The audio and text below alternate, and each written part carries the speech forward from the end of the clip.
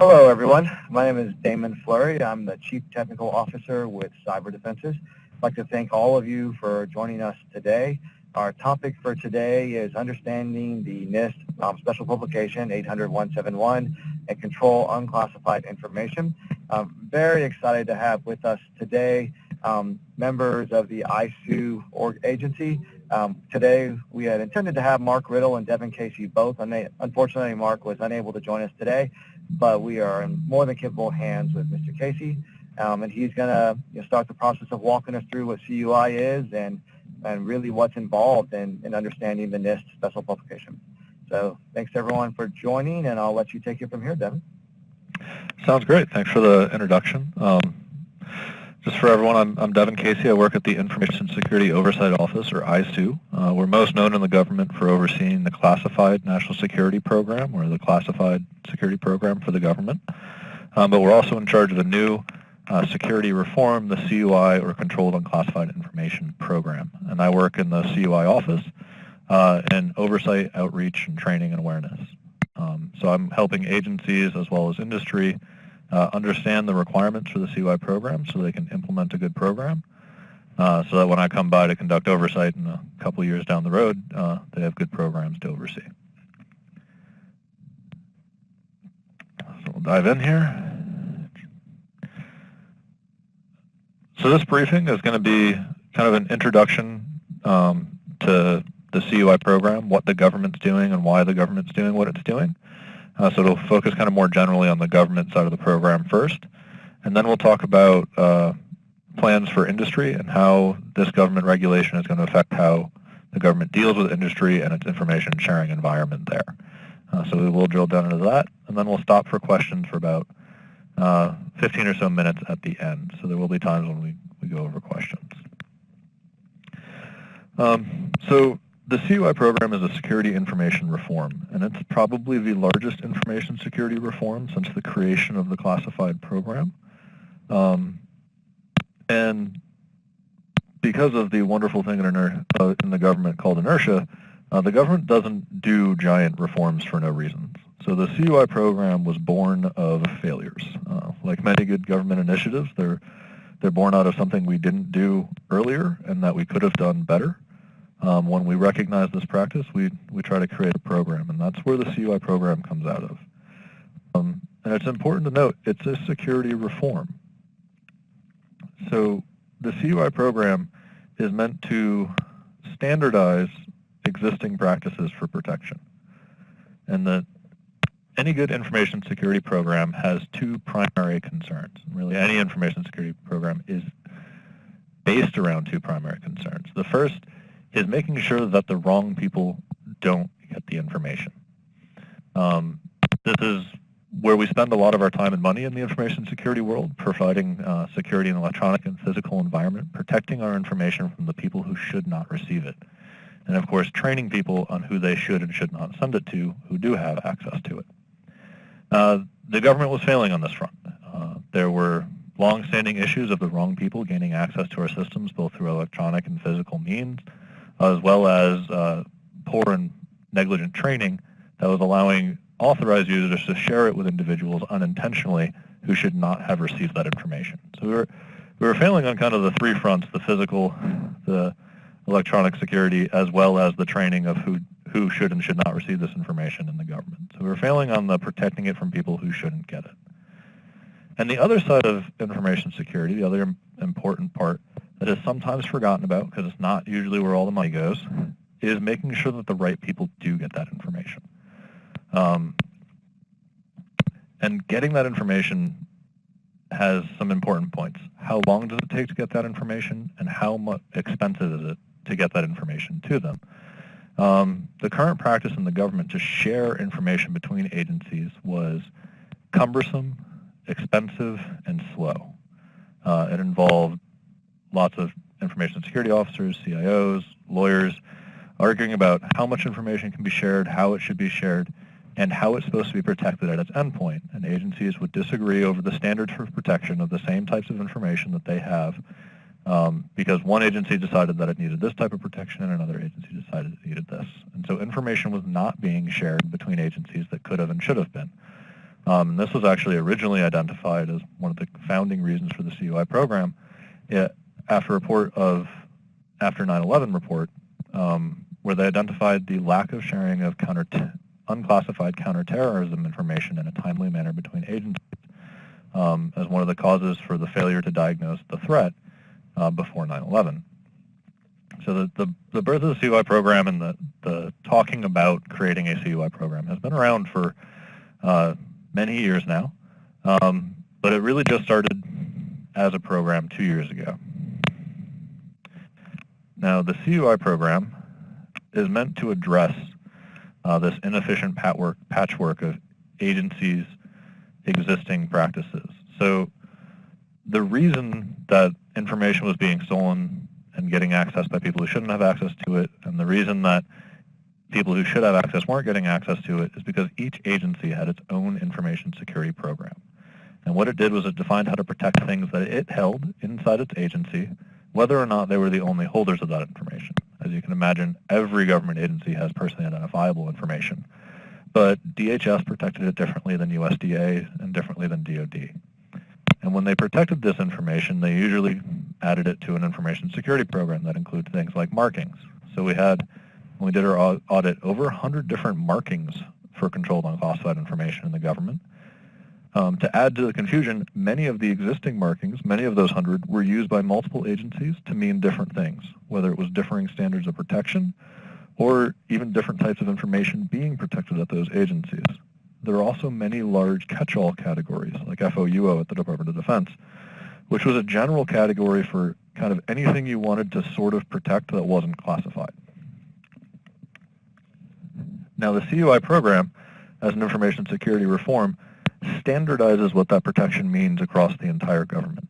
It says when you're protecting unclassified information, this is the technical and physical standards to which you have to protect it while you hold it, and allows agencies to then share between each other, understanding that when it goes to the receiving agency, it'll still be protected under the government-wide program of CUI.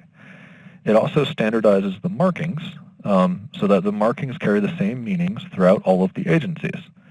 One of the big issues with sharing something marked FOUO at DoD with someone who wasn't in DoD was that unless you trained the recipient on the DoD policies and practices, and had usually in the form of having them sign saying that they've taken training and awareness products about that, you wouldn't be able to do anything if they did release it publicly or send it to the wrong people, because the FOUO program is DoD specific.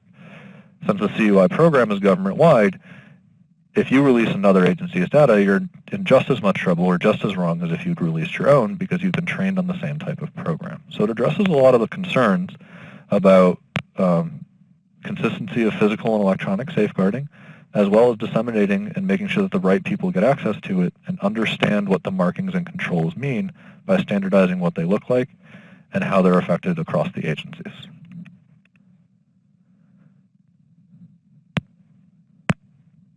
Waiting for the next slide to load. Here we go. One of the other important points of the CUI program, as outlined in our executive order, which started the program, was to define what the world of CUI was. So another practice that the government was no longer encouraging and wanted to encourage the opposite of was the idea that anyone could decide what FOUO or SBU was, and once it was marked that way, it couldn't not be marked.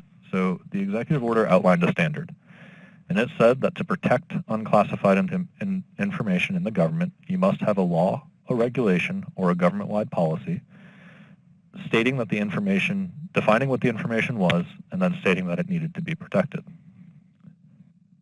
Now, many of these are examples of programs that already exist in the government, like PCII and SBU, where agencies were interpreting this, citing the type of information, and then defining protection. And the fact that they all defined protection differently is what led to some of our patchwork systems that we have currently. What the CUI program did was it issued a data call to all the agencies and asked them to submit back what they're protecting and why. And the and why was kind of the new part. And that's what led to the creation of our CUI Registry. So they submitted back about 2,200 different laws, regulations, and government-wide policies calling for the protection of information. And our attorneys and some additional staff poured over all of those and organized them into what's called the CUI Registry. And this is an online database. It's currently available on our website. It's updated pretty frequently. And it is the world of CUI. It is a listing and a taxonomy of the listing of all the different laws, regulations, and government-wide policies, or citations, that require the protection of information for the government. And this is the first time that the answer to what does the government protect that's unclassified and why, had ever been asked and answered and provided online. It's available to everyone. It's part of the openness part of the CUI program, which is letting the public understand what the government protects and why, which was another issue under the old program as well. So you can go through the registry. It's an excellent tool. It's also where we provide a lot of our other information. So we provide our marking guidance, our CUI notices. We go over limited dissemination controls, which we'll talk about a little bit later. But it outlines the main categories and subcategories of the CUI program, which are the types of information that can be protected by the government. So no longer can anyone just decide to mark something FOU and have it protected. Rather, it has to fall under one of the categories or subcategories to be authorized for protection by law, regulation, and government-wide policy.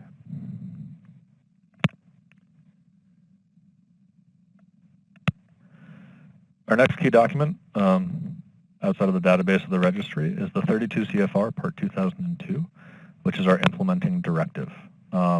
This defines protect for the government.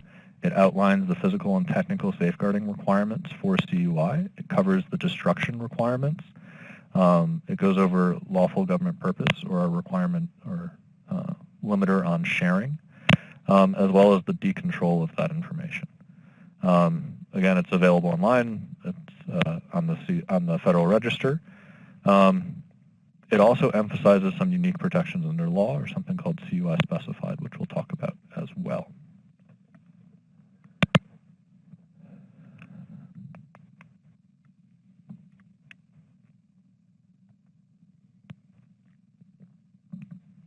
Now, one of the other main documents for the CUI program, since the 32 CFR outlines how the government protects information internal to its agencies and on its federal information systems in its buildings, there was the recognition that much of what the government deals with, information CUI-wise, is shared with or filtered through industry. And the standard for protection of CUI in a federal information system is moderate confidentiality impact value as defined by the FIPS 199-200 and NIST 853, currently revision 4, soon to be revision 5. Now that describes the protections on a federal information system, as well as information systems operated on behalf of the government by a contractor. But what it didn't cover was contractor systems, or systems operated by the contractor for the contractor, that are frequently used to handle amounts of CUI either as part of a contract or collaterally to a contract that the government shares with them. In order to address the protections on that system, many agencies before the CUI program either ignored those systems or treated them as federal information systems, and neither of those answers are very good. Treating a system that we didn't own like a federal information system and requiring it to follow all of the requirements in the NIST 853 didn't really work, because the 853 was made for the government. It has COOP and COG and documentation requirements that only apply to government. It also really requires that it be implemented on a system that was created to be 853 compliant. It requires authorizations to operate and things that don't quite make sense for a contractor system that is already operating in existence. It also, of course, since it's a federal information system, requires decisions to be made on the integrity and availability of that system, which are decisions that should be made by a system owner, of which a contractor system, the government is not an owner. So we teamed up with NIST and published the NIST SP 800-171. And this is a translation or a standardization, a way to apply moderate confidentiality impact value from the 853 to a non-federal information system.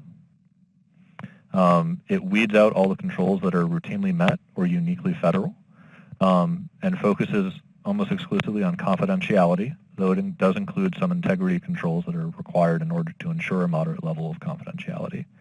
And what it does is it changes a little bit of how the 853 works to make it work better for industry.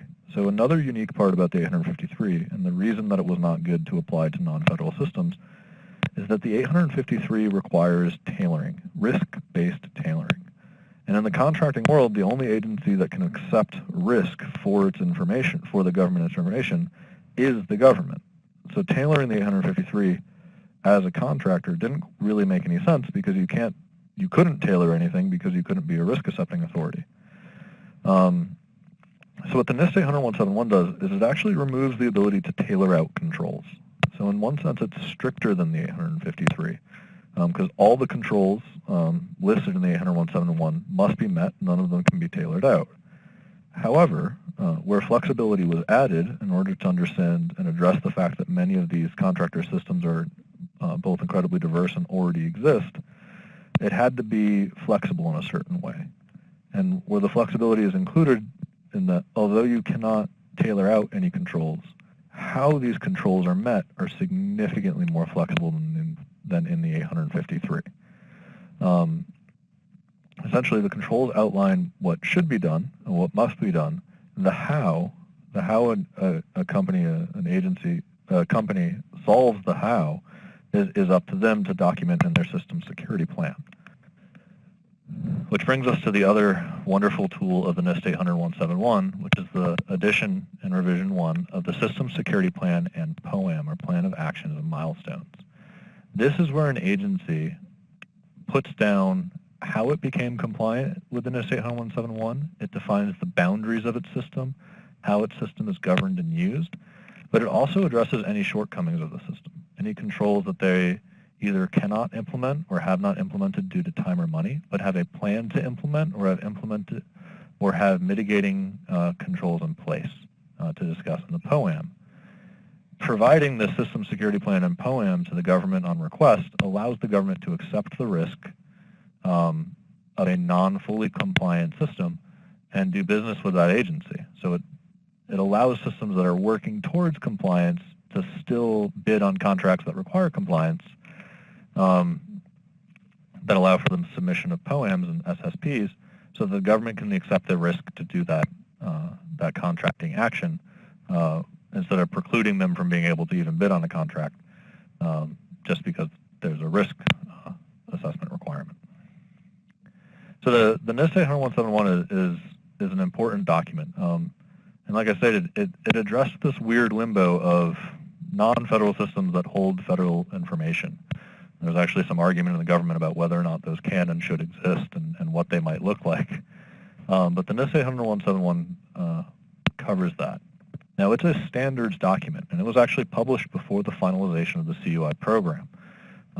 As many of you probably already know, it's currently in use through the DFARS 7012. They reference the same standards that we will be referencing in our FAR, which I'll talk about shortly, in their 7012. Now, the 7012 is not an implementation of the CUI program. So the current implementation of the CUI, of the DFARS, the NIST 80171, is DoD's reference to a standards document through their DFARS in order to protect CTI, which will be a category of CUI once DoD implements the CUI program. So the current DFARS is not DoD's implementation of the CUI program. It does not come with all of the requirements that we are going to place on the government and on contractors as part of the CUI FAR, and the CUI program comes a little bit more in the future than DoD's current DFARS. So we'll go to that slide.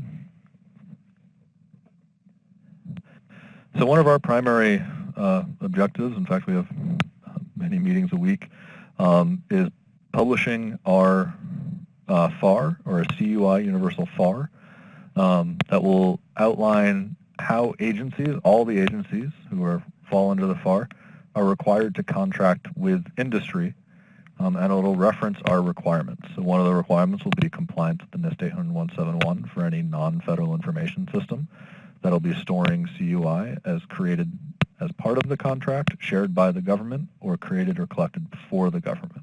We'll talk a little bit more about that in a sec, too. Some other key parts of our FAR address requirements for the government. One of them is that all information that is shared from the government to the contractor must be marked or identified if it requires protection. So they can't just share a large amount of information with a contractor and say, well, you have to protect some of it. We're not going to tell you which parts of it to protect or how. So they'll actually be required to identify what they're going to share and mark and or identify it before sharing it with you. They must identify in the contract whether or not there will be CUI that they expect to be stored on your systems. And they'll also actually have to identify the types of CUI and whether or not they're CUI specified, which we'll talk about a little bit more later, in order to give you a better understanding of what the requirements and what you'll be bidding on or receiving on your systems and how it will be disseminated. So we lay a lot of requirements on the contractors, on the government. We also are including some more requirements on the contractor as well. We go over a little bit of things like physical security and incident reporting as well, which weren't quite. Physical security was not covered under the CTI DFARS implementation, but it is something we take more note of. Another thing that we're going to outline in our FAR is the oversight practice for ensuring compliance with that part of the contract, that FAR requirements. This is another part that's not included in the current DFARS. Essentially, it's a three-tiered approach to oversight. The tier would be chosen either during a solicitation or contracting phase, where the government would decide whether it wants to engage in Tier 1, 2, or 3. The tiers getting kind of more burdensome as they go up for that contract based off of a risk-based approach, and understanding that they can't make all of them Tier 3 because they definitely don't have the resources to enforce that. And the three tiers are as follows. The first is a certification or representation, probably made through the site SAM or as part of the contracting process, that the system that will, any system that may receive CUI has a system security plan and is either NIST 800-171 compliant or has a POAM on file as well. The second level is certification, representation, and documentation. That's where, and it can be made available on request by the government, the contracting agency, to request to see the SSP and or any applicable POAMs for approval. And then the third level, the third tier for those contracts that are just involving either a larger amount of CUI or some of our more sensitive types of CUI, the contracting agency can select validation. And validation is where you're looking at things like on-site inspections or off-site auditing of computer systems, things of that nature. It can really kind of take a few different forms. How often they'll visit and things like that would be determined through the contracting process if they have to go to that level. Now, a couple of things to note on that. In many of the situations where there's a significantly large amount or the specifically sensitive types of CUI, the government elects to only put that onto a federal information system. So they'll actually not only contract for the product or the analysis of it, but also the system that is going to be included in processing it. So those frequently are not NIST 800-171 systems. The second thing to note is one of the things that we're going to do to help cut down on redundant oversight, acknowledging that many contractors, in fact most contractors, contract with more than one agency, is to provide the ability to, in SAM or another similar federal network, track and allow other agencies to see any oversight actions conducted by the other agencies. This would provide DoD with the ability to accept an oversight action on a CUI program at an industry location by providing them awareness and a point of contact to request the result of that oversight action. Now, we can't say that DoD won't come out right after DHS does, but we are providing them with the ability to make a risk-based decision based off of the knowledge that DHS was just there to not have to come out. And that allows them to spend their time and resources, which, according to everyone we've been talking to, are very limited, on places that haven't been visited frequently, that haven't had a good inspection by an agency recently, that they would much rather go out to, and that allows them the ability to do that. So while we wanted to but couldn't mandate that they had to accept other people's inspection results, we're providing the opportunity to understand that they both occurred and request those results from them.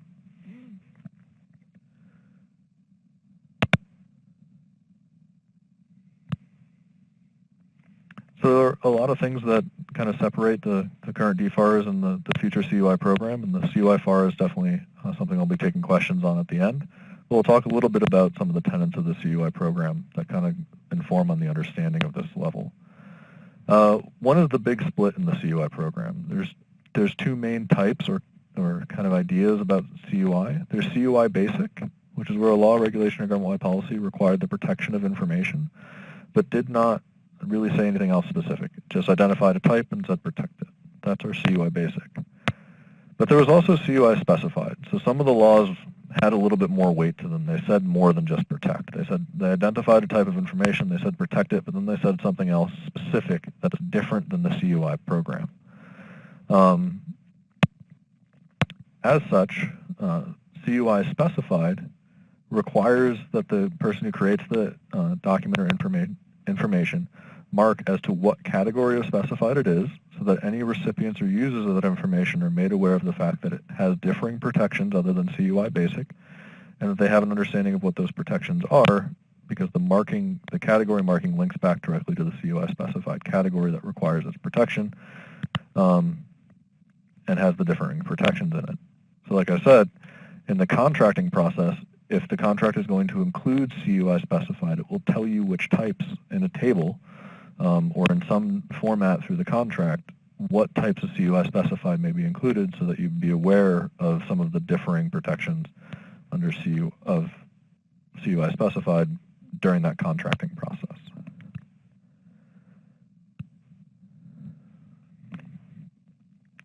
Now, the CUI program also defines how to protect in a physical environment. The electronic protection is moderate confidentiality impact value through NIST 853 and the relevant FIPS publications. For physical protection, it's a little more ambiguous. It defines it as inside of a locking barrier that is internal to a controlled environment.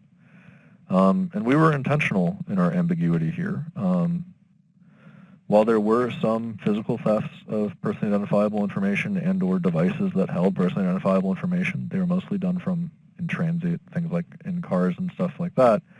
So we prefer that CUI is stored inside of behind a locking barrier in a controlled environment. Most agencies and most industry sees this as a pretty low lift. They're already operating within a controlled environment, usually with PIV card access, or security or secretary who filters out people who come in. Many places already have an escorting policy for people who work or could gain access to an area with sensitive information in it. And just about everybody has a locking drawer or a file cabinet or something near their desk where they could be able to store the CUI behind a locking barrier. Again, we were ambiguous intentionally because many of these controls are already being met, and it is not our primary risk vector for the loss of CUI.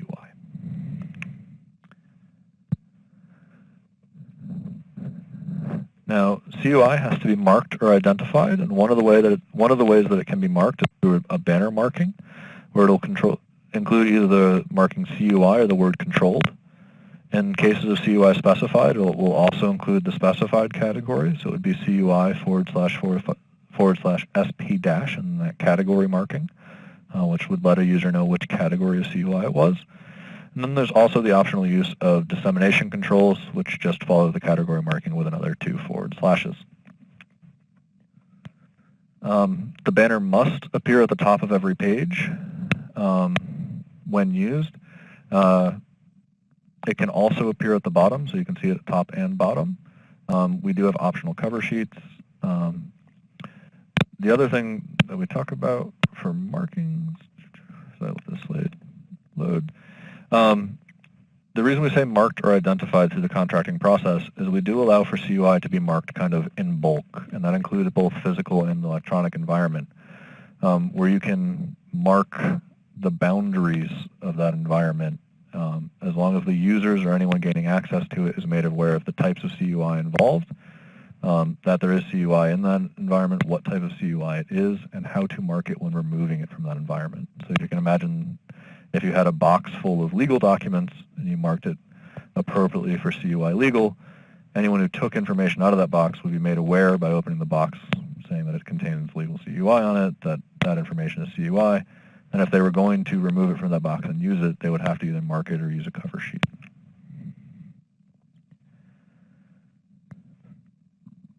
So we have a lot of products to assist with that. We're actually going through a little bit of a revision of a marking book. But we have some optional forms. Cover sheets are optional. They're encouraged. They're definitely helpful for the protection of CUI, but they are not required. We have 3 of them. They're available on our website. You can go ahead and print them off. You can also order them from GSA. We also have some CUI marking handbooks and trifold, as well as some training videos that are currently in development and being posted to the web, hopefully this week.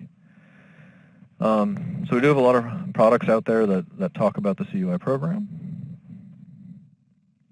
But that's kind of the CUI program in a nutshell. It's what the government's doing to protect information. And there's one last point I wanted to cover before we open up for questions, which is the CUI program is an executive branch program. It is how the government protects information that has been shared with it that qualifies for protection, or that it creates or collects. But it also includes information that is collected or created on behalf of the government. So if you were contracted to collect PII on behalf of the government, it would be marked as PII, and that would be outlined through the contracting process. Things that are not CUI are things that aren't collected, created for on behalf of the government. So your contractor proprietary information is not CUI. When you share it with us, it is CUI, and we'll protect it as CUI, but that's still your information. So an example that we like to use is FDA required Coke to share the secret formula for Coke with the FDA. When we received it from Coke, we marked it as CUI, or we would mark it as CUI. We then might even give that back to Coke, and it would be marked as CUI, but since Coke created it, and it is Coke's proprietary information, they do not have to carry forward the CUI program markings for it or its protection. They can continue to keep their system at whatever level they deem worthy to protect their contractor proprietary information, making sure that they're following all existing laws and requirements. So some laws do affect information, whether it's government or not. Export control, ITAR's information, HIPAA and certain privacy laws require companies to do certain things to protect information, whether it's the government's or not. The CUI program is a government executive branch program that tells you how the government protects information when we are protecting it, when we create it, collect it, store it, or it's collected or created or stored on our behalf. So there's a kind of a line between what we share and what is yours originally. And that's an important distinction that a lot of people say, do I have to make my entire network ready for CUI? Only if you plan to process, store, or transmit the things that we share with you or that you create for us as part of that contract. If you don't plan on doing that on your network, it doesn't make your whole network, it doesn't make your internal HR database CUI just because you started doing business with the government. That's your responsibility to protect that information as part of being a company and having personnel. It's not part of the CUI program. So at this point, I'd like to open it up for questions. I think I can see questions, audience, that are submitted, if anyone submits any. So for those of you in the BrightTalk interface, there is a box on the right-hand side where you can submit questions to Mr. Casey. While folks are putting those in, I'll move to one more slide. I am Damon Floyer, CyberDefenses. Just for those of you who are going through the NIST 800-171, just want to make everyone aware that CyberDefenses does offer training classes for folks doing their own assessments, as well as services to help with doing assessments if that's something you're interested in. We do, we're already in the process of doing assessments for DoD contractors today, so we're happy to answer questions or help folks that need that type of help going forward. And just a note from the CUI program, we neither require nor preclude third-party assistance or approval of systems. It's definitely the right route for a lot of agencies that need help and anything, and we encourage that. But we don't require third-party approval or or anything like that, but we don't preclude it either. So if anyone has any questions, please do post them into the question box. So far, I don't see any. And I make that note because there is obviously a popular program, the FedRAMP program, which is for cloud services operated on behalf of the government. That does require an approval process and a whitelisting that they do for programs. The CUI program will not be doing that.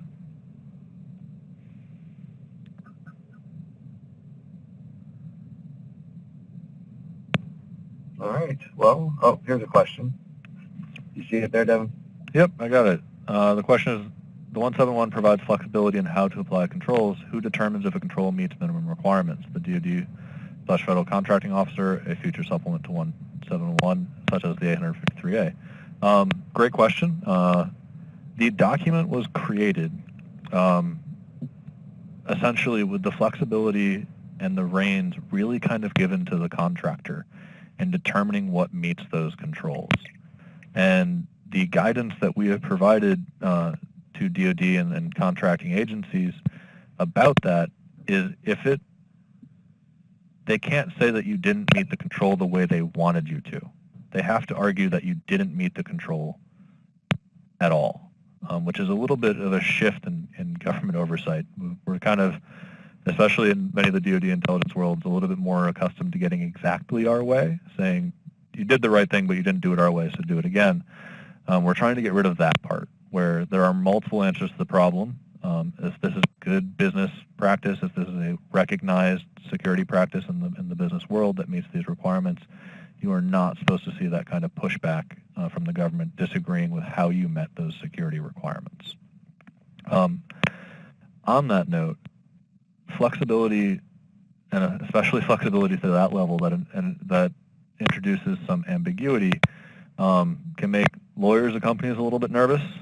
Sometimes makes the Chief Information Security Officer a little bit nervous, having that flexibility and not being told exactly what to do to meet a requirement. To address that, we are working, or rather will be working, Ron Ross, the current author, one of the authors of the 171 and current author of the revision 5 for the 853, when he's done with the revision 5, is planning on working on something called 800-171A.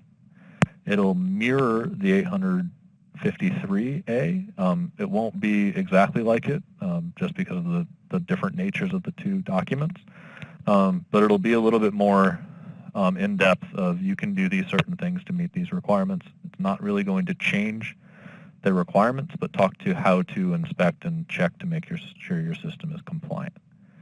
So it is a document that we're working on. Another point to note, chances are during the learning phase, during this implementation of the government, as our FAR comes out and the government begins to implement and use it in contracts, contractors and security officers are going to have to learn about how those decisions are made in an SSP and documented in an SSP and POAM. If there are complaints about overreach of them essentially telling you that you didn't meet a requirement and you think that's because they just disagree with how you met a requirement and you disagree, there will be CUI program offices at these agencies. And much like if you have a complaint from a contractor about how you're dealing with classified and you disagree about how to protect that classified, you can go to the Classified National Security Program branch at that agency and talk to them about the standards and kind of get everyone back on the same page. You'll be able to do the same with the CUI program. There'll be another office whose job is ensuring compliance with the CUI program and minimizing federal overreach in that regard as well. So that'll exist as kind of a response to that. I hope that answers the question. I think I got both parts there. So we are looking forward to another revision to the 800-171, which would include the 800-171A. Again, it won't be exactly like the 853A, but it'll be similar. Will NARA provide, another question we received, Mark has answered if that's okay. Will NARA provide examples of controlled mechanisms, such as how to apply multi-factor authentication in a mobile environment where a laptop is not connected to the network? So NARA and NIST joint published the 800-171. NARA will not be interpreting or providing examples of NIST 800-171 security requirements and their controls that are required to be met. Those are for cybersecurity IT professionals who determined in their system security plan that those controls are required and how they've been met meets the intent as required in the NIST 800-171. Again, that's really kind of a industry cybersecurity question and answer. I can't really answer too much for it beyond that. COTARs, and rather the security offices that the COTARs would be able to get in contact with could answer some of those sorts of things. I know DFARS is the DFAR AT&L team is putting out a lot of information on that. We can talk about multi-factor authentication a little bit, but I'm not sure exactly what we're asking in that situation. So, I mean, multi-factor authentication requires, we allow for many different ways. Biometric, you can do the text to a cell phone or through a program, RSA tokens, or, of course, a card or chip. Any of those are allowed. All of those are usable in a mobile environment that would allow them to log in and access through a multi-factored entry point. So if the user has, or the questioner has a follow-up, I can try to answer that. But yeah, the multi-factor authentication, it was not a mistake. NIST is very intent on having this be a requirement to access literally every part of your network with one exception, which is, the actual server itself does not require multi-factor authentication if you are accessing these servers. Everything else is considered plugged into it and requires multi-factor authentication for access. Again, we don't tell you which type of multi-factor to use, and there are many. And we don't even tell you just have to use one. You can use different ones for different environments. I know there's some concern, and I don't know if the questioner is pointing to it, about multi-factor authentication on entry points, especially in the production environment for devices and physical devices that and the sensors that protect and or create them, as well as in the healthcare environment, sensors that collect and or display CUI but do not have the capability for multi-factor authentication. They go over that as well.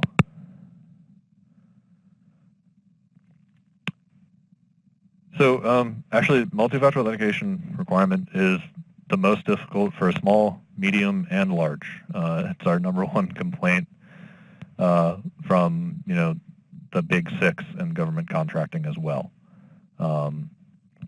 It is also one of the #1 complaints in the government. It's one of the more expensive, harder things to implement, mostly because it's clear how to implement and what to implement it for multi-factor. It just takes commitment and time to make it happen. But NIST was very, as well as former Chief Information Security Officer for the White House, couldn't talk up multi-factor authentication enough. It essentially shuts down an entire attack vector. And it's one of the more important tools that we have to prevent unauthorized access to networks at the endpoint. It's hard to justify situations to not use it. There are, like I said, there are lots of solutions to it that exist out there now, from biometrics, facial recognition, RSA tokens, website authentications. It's becoming rather prevalent. Something I didn't talk about, but we do talk about the industry as well as the government, is in situations of dealing with small to medium-sized companies, certain things should be evaluated through the contracting process. And one of those should be, should they receive or require an NIST 800-171 system of their own to be able to handle this information? And there are ways to essentially say no. And one of those is if you are a small or medium-sized business and you contract or essentially subcontract for a system that is NIST 800-171 compliant, you can use that system as your contracting system for that. The other option that we actually very much encourage and like is GFE, or Government Furnished Equipment. And that is using the federal information system, the existing federal network, whether it's on-site access or remote access to a federal network on government-furnished equipment to do so, which essentially just gets around even needing to process CUI on your own network or anything like that, and allows you to use government-furnished equipment that meets those requirements and that are audited and protected by the federal government already. It also allows the government to enjoy increased protection of its systems by, excluding just one more network or one more place that can be accessed, and kind of tying it back into the whole.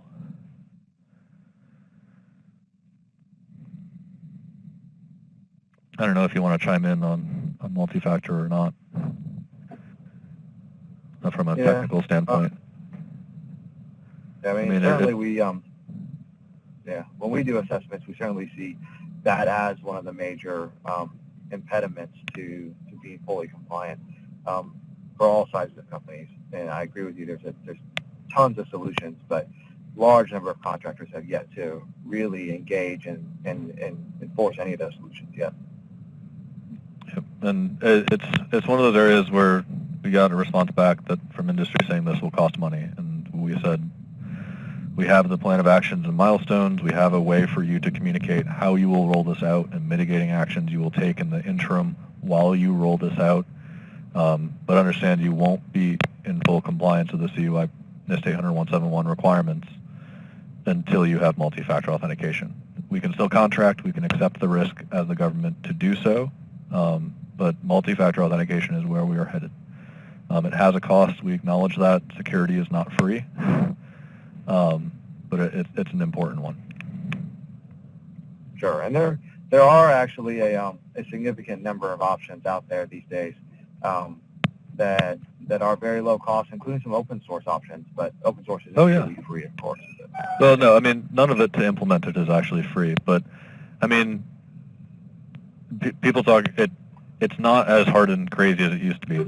A lot of video game services offer multi-factor authentication. Outlook, Google, most banks. Multi-factor authentication is out there, and the professionals who understand it and how to implement it exist and are being created regularly on a daily basis. It's becoming kind of the standard for any network that processes information that's even remotely sensitive to start using multi-factor authentication at its entry points. Yeah, absolutely. All right. Well, the BrightTalk system is warning us that we are out of time. Yep. On the end of our scheduled time. So thank you, Mr. Casey, for sharing your wealth of knowledge in this area. Thanks for everyone in joining us. Again, this is hosted by CyberDefenses. We're not in any way affiliated with NARA, with ISOO, but we do offer NIST-related classes and activities. So if you need help, please do let us know. Thanks to everyone for your time, and have a great rest of the day. Yep. Thank you, everyone, for attending and for providing us with this opportunity. Thank you, Devin. Thank you.